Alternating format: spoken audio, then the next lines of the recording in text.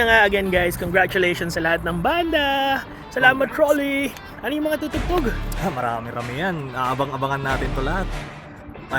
B-side 1945. Bakit 1945 no? Doon siguro sila pinanganak.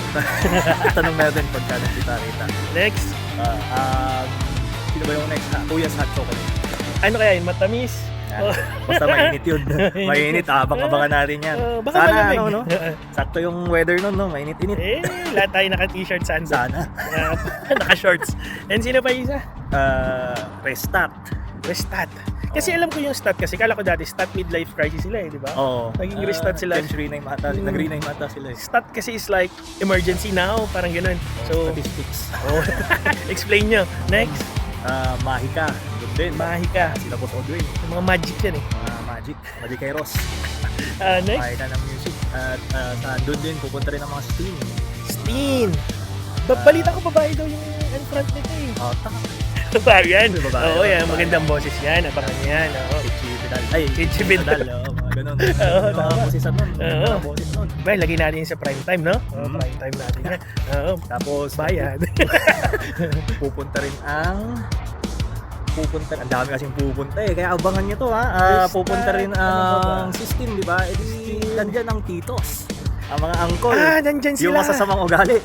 Huwag niyong respetuhin yan. Bastusin niyo yan. Tito Ken and Friends. Dito kayo na yung friends. Lalo na si ano? Yung aljur ng ano yun? Yung ba yung front? Tugigaraw. Akala ko yung Sikoy. Sikoy ba? Aljur ng Tugigaraw. Tapos ano yun? And then, dito next. rin ng Trigger Me Senpai. Okay, Trigger Me Senpai. Iba Mga talaga sikat na lodies. yan, oh. Sila Master. Lahat ng tour ginawa na nila. Dami ng pinuntahan niya. Kasi tour guide sila.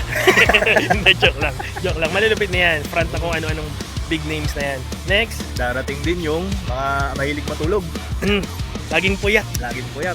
Laging may 10-minute nap. Ayan. Sino ba yung pinaka-iconic sa 10-minute nap na yan?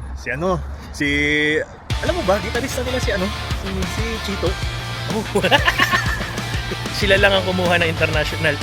Sikat celebrity. Ayan. Si Boss Edgar. Si Boss Edgar, yan. Yung boss natin yan dyan. Tapos, nabanggit na lahat. So, walo na yun. Walo na yun. Siyempre, Huwag ginabangan yung isa. kayaan nyo na yung isa. Bakit sino ba yung isa? Wala, mga walang kwenta yun. Yawa yun. Oo, ano lang yun eh. Pero siyempre, andyan kami. Yes. Yan. So anyway, Isang beses o isang domingo, di kayang walang salo-salo, walang